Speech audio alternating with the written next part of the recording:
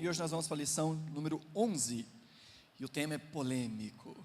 Nós vamos falar hoje sobre dízimos e ofertas. Essa lição sobre contribuição à luz da Bíblia e como a contribuição bíblica se aplica a nós dentro da nova aliança, no Novo Testamento. Então nós vamos falar um pouquinho a respeito de como a contribuição acontecia no Antigo Testamento, quais são os princípios que norteiam as contribuições no Novo Testamento.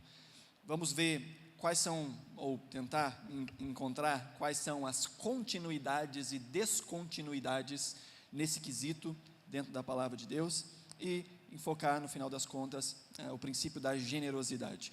Quando nós tratamos de assuntos como esse, o assunto das finanças, principalmente quando ela envolve algo que era no sentido legal ou de acordo com a lei, era uma ordenança, uma obrigação religiosa, e quando nós passamos para a nova aliança, essas coisas têm que ser muito bem compreendidas, para que nós não nos aproveitemos somente da legalidade, mas também para que nós consigamos enxergar que por trás de toda a lei de Deus, existem princípios que continuam perpetuamente, embora nem sempre as formas são mantidas, os princípios por detrás de toda a lei do Senhor são princípios válidos, princípios verdadeiros.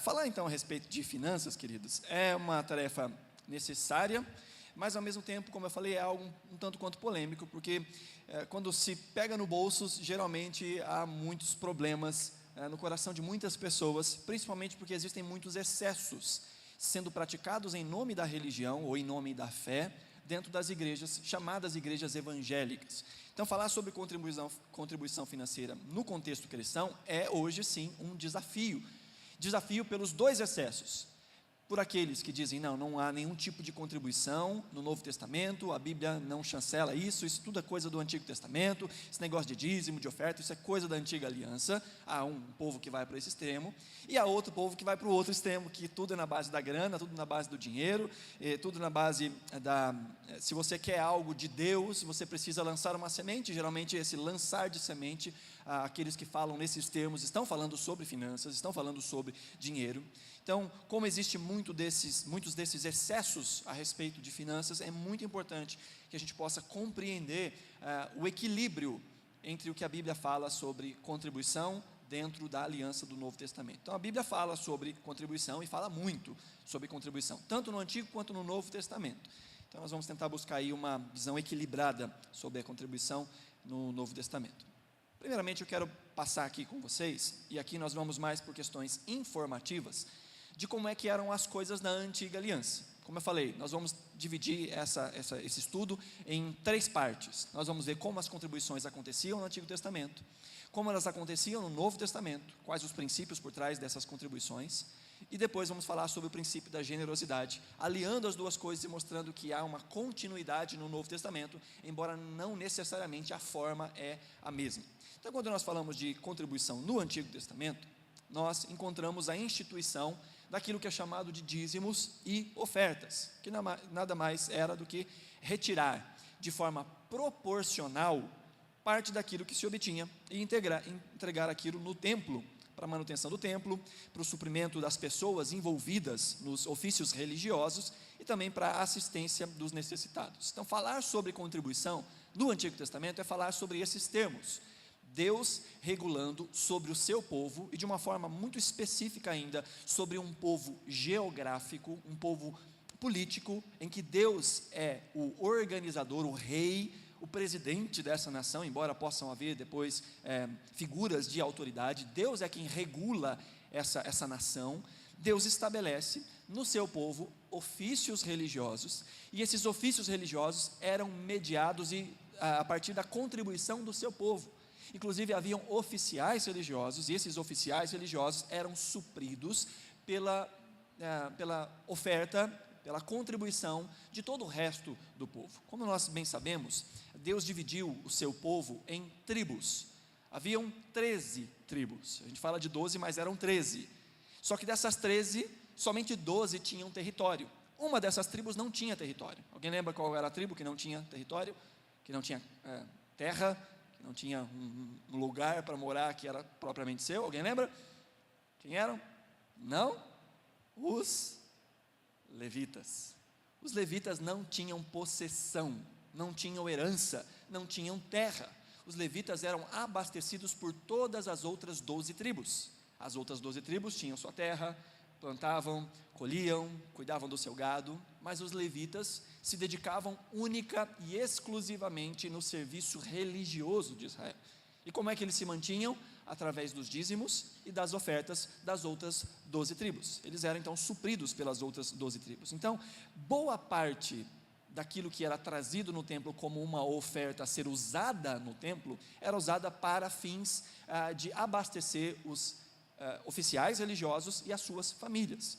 Então, quando nós falamos sobre dízimos e ofertas, em primeiro lugar, já precisamos quebrar aqui uma coisa que às vezes a gente não entende muito bem, que a palavra dízimo significa a 10ª parte. Dízimo significa 10%. Dízimo não é um nome dado à oferta. Dízimo é um nome técnico para a separação de uma parte dentro de 10. Um décimo é um dízimo. Então a palavra dízimo, ela já vem eivada, gostaram, né? Já vem com esse sentido de um décimo ou de 10%. Dentro da cultura cristã, algumas pessoas vão entender o dízimo ou o dízimo, todo tipo de contribuição. Não, essa aqui é minha contribuição, ela não segue nenhum padrão, ela não tem nenhuma proporcionalidade em relação ao meu salário ou em relação ao que eu ganho, mas eu considero como dízimo. Não, na Bíblia, no Antigo Testamento principalmente, a palavra dízimo está diretamente relacionada com uma parte em 10. A gente pode ver isso, por exemplo, lá em Levítico, capítulo 27, o verso 32, que diz: o dízimo dos seus rebanhos, e aí tem uma explicação do que era esse dízimo, 1 de cada 10 animais que passem debaixo da vara do pastor, será consagrado ao Senhor. Então aqui nós já vemos o que é o dízimo e uma explicação do que é o dízimo. O dízimo, ou seja, aqui falando sobre animais, 1 de cada 10 animais que passem debaixo da vara do pastor, será consagrado ao Senhor. Então falar sobre dízimo, principalmente no Antigo Testamento, nós estamos falando sobre a 10ª parte, ou os 10%.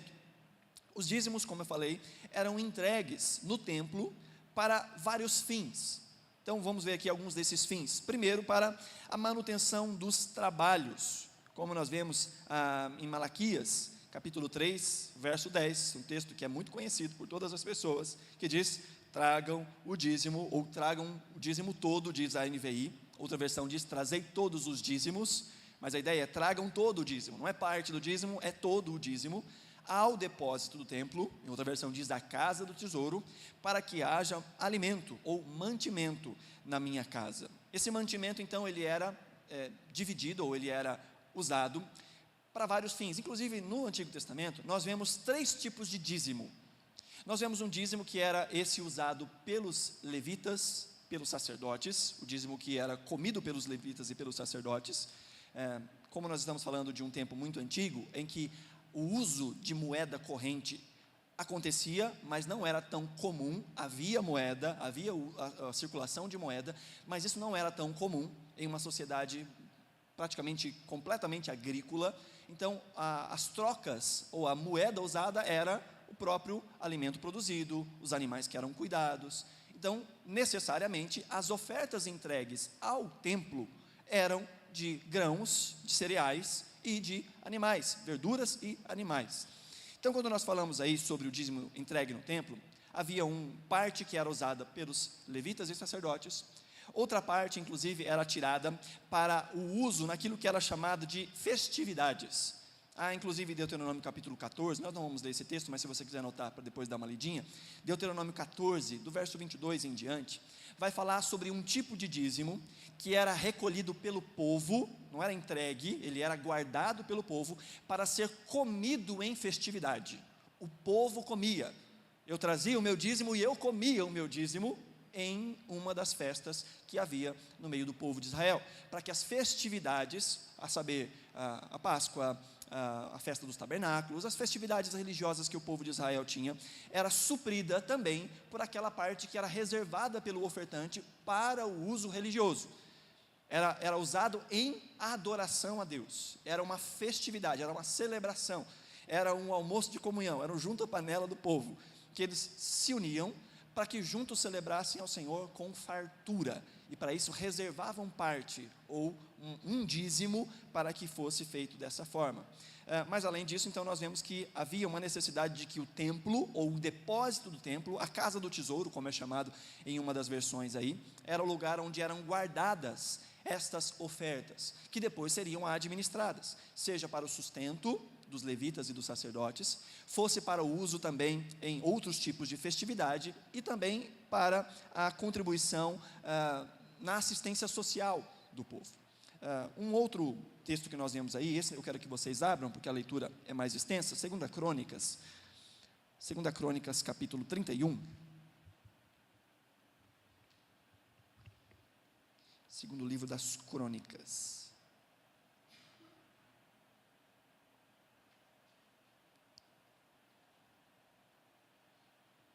Segunda Crônicas 31.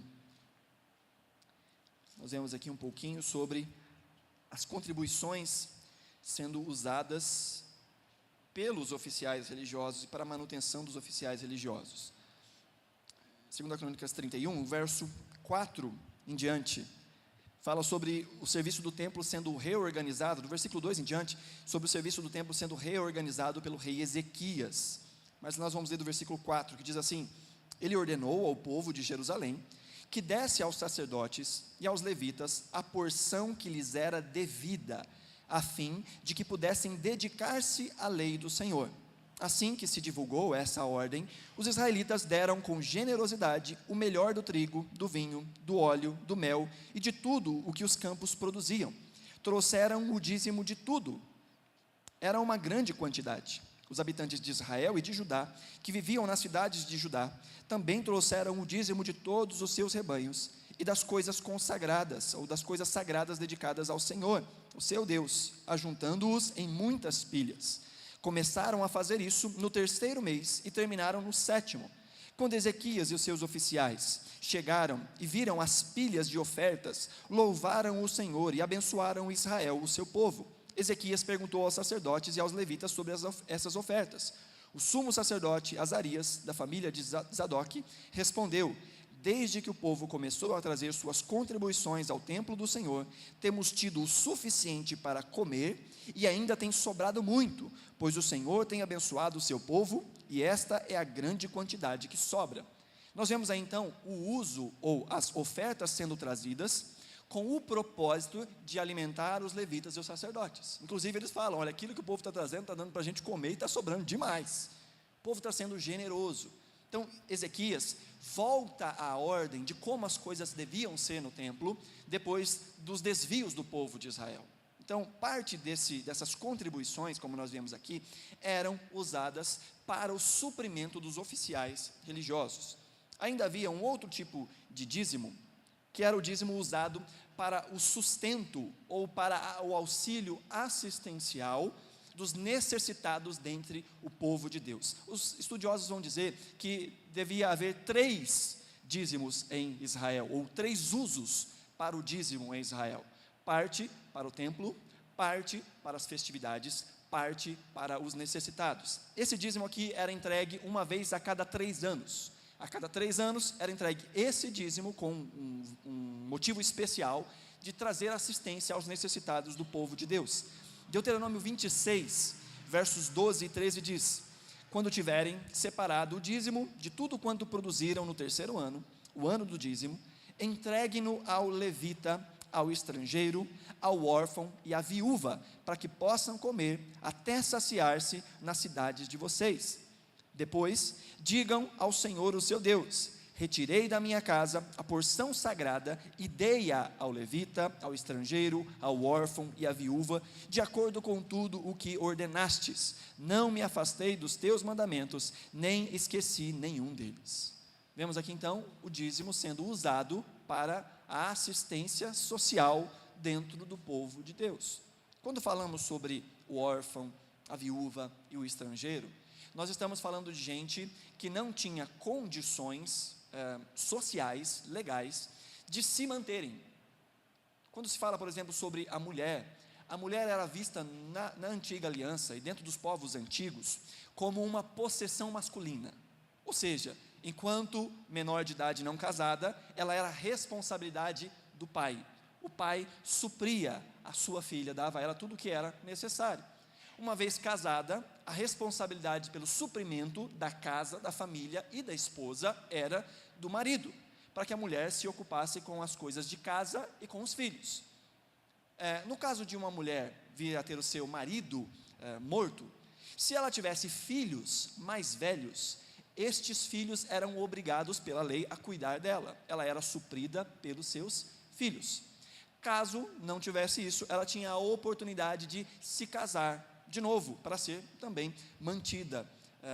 Caso isso não acontecesse, muitas dessas mulheres viviam uma vida complicada, difícil, de necessidade de que o povo a ajudasse. Em alguns casos, quando o povo de Israel se desviava, quando o povo de Israel parava de seguir a lei do Senhor e não fazia esses tipos de contribuição, muitas dessas mulheres caíam inclusive para a prostituição, porque elas não poderiam trabalhar dentro daquele regime antigo. Então, a mulher viúva era uma necessitada no meio do povo de Deus. Da mesma forma, o órfão, aquele que não tinha os seus pais, não poderia se sustentar, por isso era necessitado também de assistência social. E da mesma forma, o estrangeiro, que não tinha possessão dentro da terra, ele precisaria ser ajudado pelo povo de Israel. Havia algumas leis que ajudavam nesse processo de distribuição de renda, esse processo de ajuda humanitária dentro do povo de Israel. Dentre essas leis, nós vemos o uso do dízimo. Uma vez a cada 3 anos, era separado um dízimo do povo de Israel, para que fosse então dado ao órfão, à viúva, ao estrangeiro e da mesma forma ao levita, como já era de costume. Amém, queridos? Está dando para entender todos esses usos? Estamos falando do uso das ofertas no Antigo Testamento. Além disso também, nós vemos que não se dava do que sobrava, ao contrário, se tiravam os primeiros frutos. Era assim que era encarados os dízimos e as ofertas no Antigo Testamento. Dentro da lei, haviam prescrições para isso, e o próprio povo ia se adaptando e se acostumando a fazer esse tipo de contribuição. Êxodo 23, verso 19, a primeira parte do texto diz assim, palavras de Deus ao povo: tragam ao santuário do Senhor, o seu Deus, o melhor dos primeiros frutos das suas colheitas. Há um pedido de que fosse trazido não o que sobra, porque isso representava inclusive a religião de Israel. Nós vamos ver que em outro momento, quando o povo se afastava de Deus, quando o povo desconsiderava Deus, isso se refletia na religião de Israel, no seu descaso para com o templo, no seu descaso para com os ofícios religiosos, para com as ofertas, para com os sacrifícios. Há um tempo dentro do povo de Israel, que eles estavam tão afastados do Senhor, que eles estavam simplesmente cumprindo as coisas por obrigação. Então eles até davam as suas ofertas, mas na hora de separar, por exemplo, o novilho que seria usado, o cordeiro que seria usado para o sacrifício, eles não pegavam o melhor, eles não pegavam os primeiros, eles pegavam o doente, eles pegavam o que mancava, eles pegavam o mais ou menos.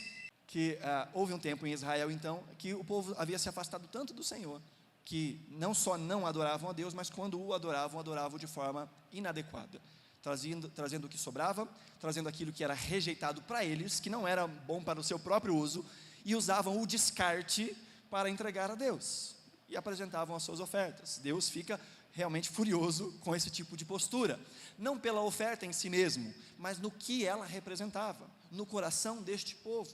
E as coisas não são muito diferentes na nova aliança. Quando nós trazemos ao Senhor, não só a nossa vida, mas aquilo que entregamos ao Senhor, às vezes podemos ter esse tipo de postura, de dar a Deus o que nos sobra, e não estou falando só de dinheiro, de oferta, não. Dar a Deus a sobra do nosso tempo, a sobra das nossas energias, sabe? Quando a gente fala sobre entregar ao Senhor, há um princípio que não é muito guardado pelos cristãos da nova aliança, que é o princípio do reservar tempo para Deus. No Antigo Testamento a gente via o sábado como sendo um dia sagrado e até mesmo se transformando em algo completamente religioso para o povo no sentido mais extremo e errado possível. Mas aí a gente parte para a nova aliança e algumas pessoas se esquecem dos princípios que estavam por detrás do sábado. O princípio do parar para adorar, o princípio de consagração de um tempo específico para a adoração. E hoje na nova aliança muitos cristãos colocam dentro desse tempo que separam para a adoração, um tanto de competição, de tantas coisas que vão colocando na vida, que sequer fazem com qualidade aquele tempo que separam para Deus. Às vezes dizem assim, não, meu tempo de adoração é o tempo de domingo, aquela 1h30 que eu tenho lá no domingo, mas se ocupam tanto durante o domingo, que chegam para adorar o Senhor tão cansados, que não aproveitam nada da presença de Deus, que não se dão ao máximo, que fazem as coisas meia boca. Então esses princípios de dar ao Senhor o que nos sobra, isso é visto no Antigo Testamento e também é transportado para o Novo Testamento. E isso fala sobre recursos, isso fala sobre o nosso esforço, isso fala sobre o nosso tempo. Nós podemos estar adorando ao Senhor aparentemente com algo que temos dado, sendo que esse não é o nosso melhor, não é a nossa melhor entrega. Então aí a gente já vê uma transposição em relação a algumas coisas do Antigo Testamento para com o Novo. Então nós vemos aí que o povo entendia, e Deus havia dito, instituído para o povo, que não fosse só trazido alguma coisa, era para ser trazido o melhor, e não o melhor dentre tudo, mas o melhor do começo, do início. Era a prática do povo, estabelecida pela lei, antes do seu uso particular das coisas que eram recebidas com ações de graças, antes do seu uso particular, separar aquilo que pertencia a Deus, separar aquilo que era consagrado a Deus. A palavra consagrado, ela significa retirado do uso normal, retirado do uso comum, para um uso exclusivo. Então, parte daquilo que o povo de Deus do Antigo Testamento tinha, eles entendiam como consagrado, do tipo, isso não é meu, está comigo, mas não é meu, isso está separado do uso comum, é separado para a glória de Deus, isso é algo consagrado ao Senhor. Então nós vemos isso em Êxodo, dentro da lei, ainda vemos em Deuteronômio, também dentro da lei, capítulo 18, versos 4 e 5, dizendo assim, vocês terão que dar-lhes as primícias do trigo, do vinho, do azeite, e a primeira lã da tosquia das ovelhas, pois de todas as tribos, o Senhor, o seu Deus, escolheu os levitas e os seus descendentes para estarem na presença do Senhor e para ministrarem sempre em seu nome. Também assumimos a responsabilidade, diz lá em Neemias, capítulo 10, versos 35 e 37, quando Neemias reinaugura novamente a religião de Israel. Ageu havia reconstruído o templo, o povo havia reconstruído o templo no templo de Ageu. Depois Neemias vem e reconstrói os muros que cercavam Jerusalém, e eles passam a adorar ao Senhor como eram antigamente, e inclusive reestabelece como a religião deveria funcionar. E em Neemias capítulo 10, verso 35 diz, também assumimos a responsabilidade de trazer anualmente ao templo do Senhor os primeiros frutos de nossas colheitas e de toda árvore frutífera, conforme também está escrito na lei, traremos o primeiro de nossos filhos, e a primeira cria de nossos rebanhos, tanto de ovelhas como de bois, para o templo de nosso Deus, para os sacerdotes que ali estiverem ministrando.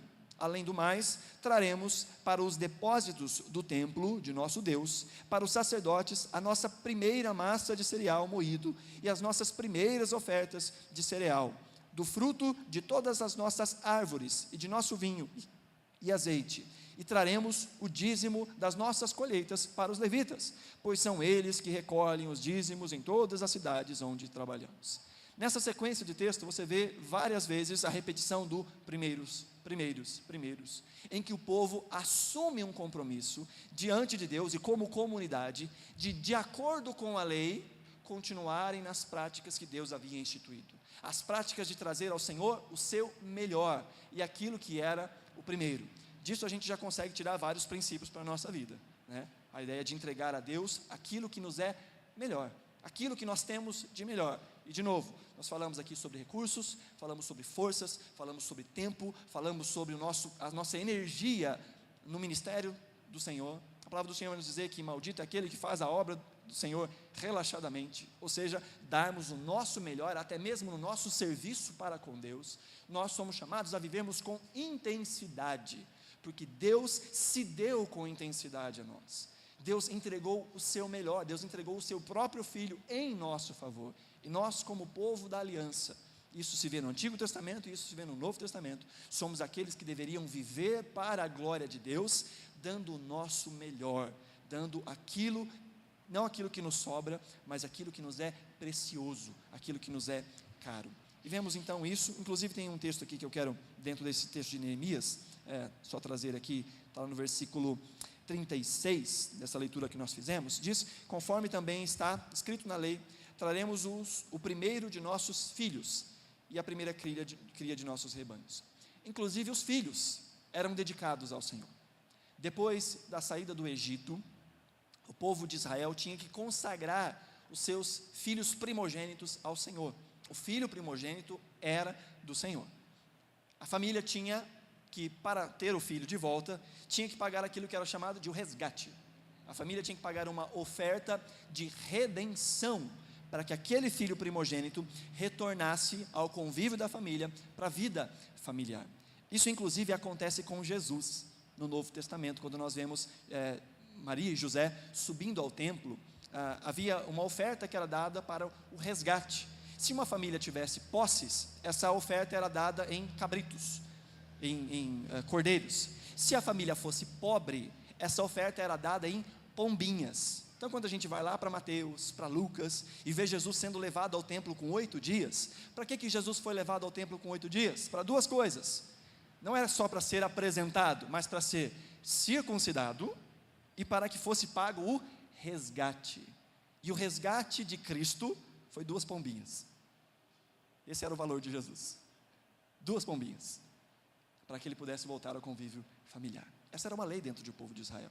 O primeiro filho era do Senhor, e a família poderia resgatá-lo. Daí vem a palavra redimir. O que é redimir? Tirar do senhorio de alguém, passar para o senhorio de outro, mediante a um preço pago. Então os filhos eram assim também redimidos por seus pais, para voltarem ao convívio familiar. E o último texto que nós vemos aí, Provérbios capítulo 3, versos 9 e 10, nós vemos o texto dizendo: honre o Senhor com todos os seus recursos e com os primeiros frutos de todas as suas plantações. Os seus celeiros ficarão plenamente cheios e os seus barris transbordarão de vinho. Havia uma promessa do Senhor de suprimento do seu povo. Deus havia feito uma aliança com o seu povo, dizendo que supriria as suas necessidades. Deus era o Deus da provisão, que supria as necessidades do seu povo, porque tinha com o seu povo uma aliança, mas também havia chamado esse povo a ter com ele uma aliança. A aliança de Deus com o seu povo não era unilateral. Deus, de forma unilateral, propôs essa aliança, mas uma vez em aliança, ela tinha dos dois lados obrigações, e dos dois lados haveria o cumprimento dessas obrigações. Quando nós falamos que o amor de Deus é incondicional, isso é parte verdadeiro. O amor de Deus é incondicional em seu início. Deus nos amou primeiro, Deus nos chamou primeiro, Deus nos deu a sua vida primeiro. Deus nos amou quando éramos pecadores, não pediu nada em troca por nos amar, mas uma vez que Ele faz conosco uma aliança, Ele nos chama a uma obediência a essa aliança, a termos para com Ele um compromisso. Ele diz: eu sou o vosso Deus e vocês são o meu povo, a minha possessão. A carta de Pedro, a primeira carta de Pedro vai dizer que nós somos uma nação ou um povo de propriedade exclusiva de Deus. Então, dentro da relação de aliança entre Deus e o seu povo, há uma relação de compromisso estabelecido.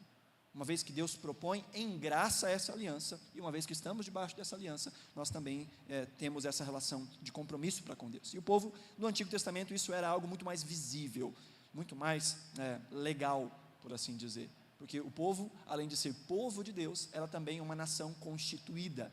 Então, de certa forma, nós vemos uma administração governamental nessas regras de Deus para com o seu povo.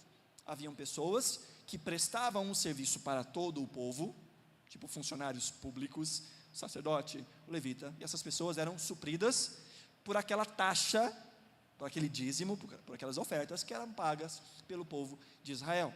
É muito diferente dos nossos serviços públicos se funcionassem no Brasil, né? A gente paga os nossos impostos para que seja suprido a regulação da organização de um Estado. Assim também acontecia no meio do povo de Israel. Nós não estamos falando somente de um povo espiritual, estamos falando também de um povo local, físico, uma nação, que que precisava ser organizada. E Deus estabelece um governo que não é só um governo espiritual, é também um governo humano, um governo material.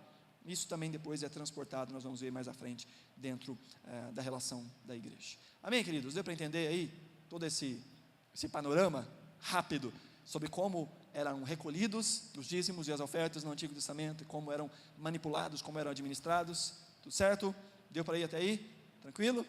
Nós demos uma resumida legal, existem outras coisas para se aprofundar dentro desse texto, mas para esse nosso estudo, acho que isso já é satisfatório. E agora nós vemos como é que é o ato de doar no Novo Testamento. No Novo Testamento, então, nós seguimos esses mesmos princípios. São apresentadas contribuições financeiras, e essas contribuições financeiras eram de forma planejada, proporcional, e eram utilizadas para o sustento das necessidades da obra do Senhor.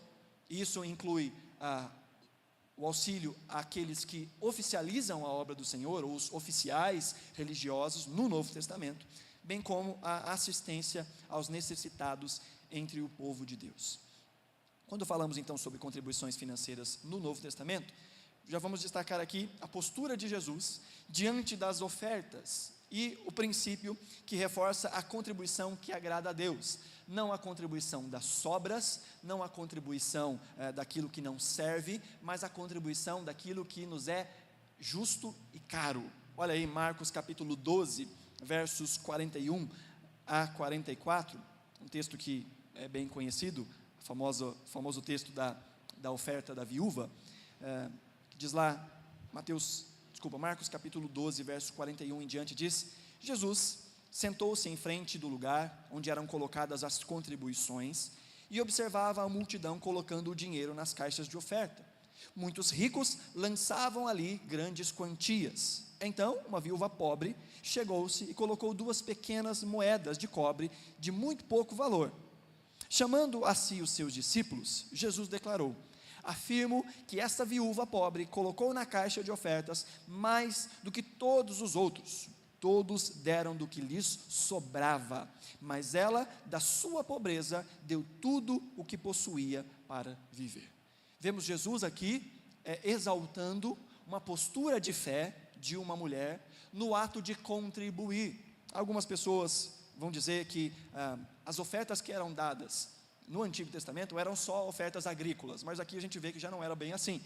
Nos tempos de Jesus, antiga aliança, antes da morte e ressurreição de Jesus, ainda é a antiga aliança, já havia a instituição de ofertas monetárias, financeiras, dinheiro, sendo depositadas dentro de uma caixinha lá no templo. E Jesus, assentado vendo aquelas contribuições, percebe uma mulher que faz algo diferente. O texto nos fala aqui, a NVI fala de 2 pequenas moedas de cobre de muito pouco valor. Essa é uma frase gigantesca para uma palavra que tem no grego, a palavra lepton. Lepton era um tipo de moeda, que era a moeda mais insignificante que havia dentro da moeda daquele povo. Era a mais leve de todas e a que tinha menor valor. Então a mulher não só deu 2 pequenas moedas, ela deu 2 moedas daquelas que valiam o mínimo possível. É como se alguém jogasse 2 moedas e fossem 2 moedas de 1 centavo. A gente nem tem mais moedas de 1 centavo no dia de hoje, né? E ela vem e joga aquelas moedas, e Jesus diz: o coração dela é melhor do que o coração dos outros. Não a quantidade monetária, não o dinheiro lançado.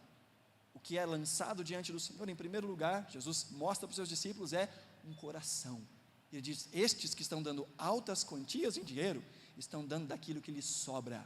Mas ela deu o seu melhor, deu aquilo que ela tinha para a vida. Então nós vemos aí Jesus exaltando o tipo de coração na contribuição. Nós vemos Jesus falando sobre com que coração se deve contribuir. Não o coração da sobra, mas o coração que abençoa, o coração que considera Deus em alta estima. Na sequência nós vemos aí que as contribuições no Novo Testamento, nas cartas, nós vemos que elas eram contribuições planejadas e proporcionais. 1 Coríntios capítulo 16, verso 2, finalzinho da primeira carta de Paulo aos Coríntios, ele diz: no primeiro dia da semana, cada um de vocês separe uma quantia de acordo com a sua renda, reservando-a para que não seja preciso fazer coletas quando eu chegar aí. Paulo fala de uma contribuição que deveria ser recolhida, isso ele fala para a igreja em Corinto, mas também há um texto, tanto no 1 Coríntios quanto em 2 Coríntios, que esse mesmo modelo era usado nas igrejas da Macedônia. Inclusive Corinto era uma cidade, ou os corintianos ali, eram um bom modelo de contribuição, tanto é que Paulo mostrava essas formas de contribuir para os macedônios. E é interessante que em 1 Coríntios, a postura dos coríntios estimula as ofertas dos macedônios. Na segunda carta de Paulo aos Coríntios é o contrário. Paulo estimula os corintianos agora com aquilo que foi feito pelos macedônios. Então há um incentivo mútuo para esse uso, para essas ofertas que eram levantadas. Nós vemos aqui então há um planejamento. Paulo diz, no primeiro dia da semana, o domingo, o dia que eles se reuniam para cultuar, separe aquilo que vocês vão ofertar. E aqui nós vemos o princípio da proporcionalidade. Não é separe qualquer coisa, não é separem de mais, não é separem de menos. Cada um separe uma quantia de acordo com a sua, está escrito aí? O texto está lá? De acordo com o quê? Está arriscado ali. De acordo com a sua renda. Isso fala então de proporcionalidade. E a gente vê esse princípio da proporcionalidade tanto no Antigo quanto no Novo Testamento. E o que o princípio da proporcionalidade nos mostra? Que quem ganha muito tem que fazer um esforço. Quem ganha pouco tem que fazer o mesmo esforço. Porque é o princípio da proporcionalidade. A grande questão não está na quantidade, mas no que ela expressa dentro da nossa confiança para com Deus. Uma pessoa pode dar muito, só que baseado naquilo que ela tem, isso é uma oferta de miséria diante do Senhor. E uma pessoa pode dar pouco, mas dentro daquilo que ela tem diante do Senhor, é como aquela mulher das 2 moedinhas de menor valor, é uma expressão de uma adoração verdadeira.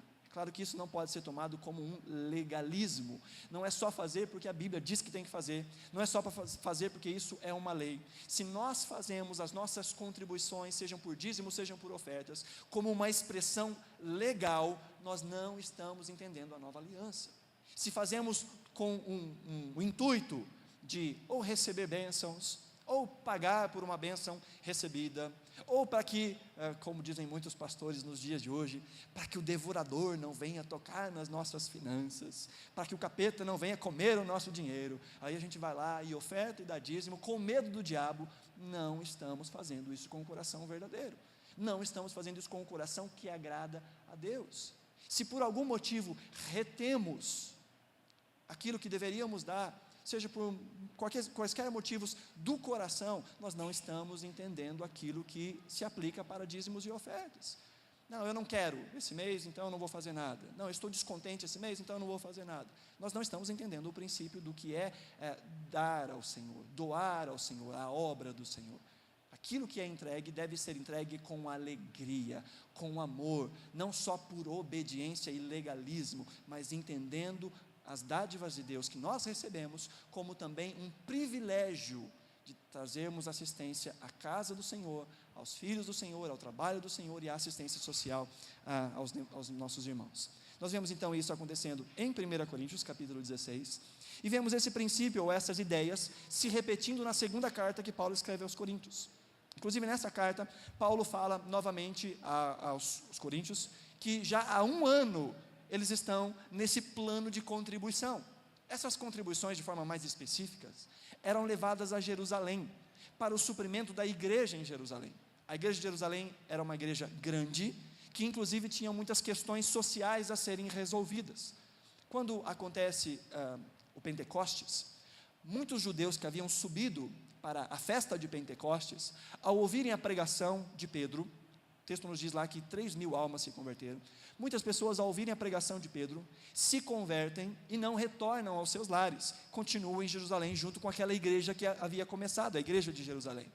Isso causa uma grande crise social, e para suprir essa crise, a própria igreja, os próprios membros daquela igreja iniciante, começaram a dar aquilo que tinham para que fosse dividido entre aqueles que eram necessitados.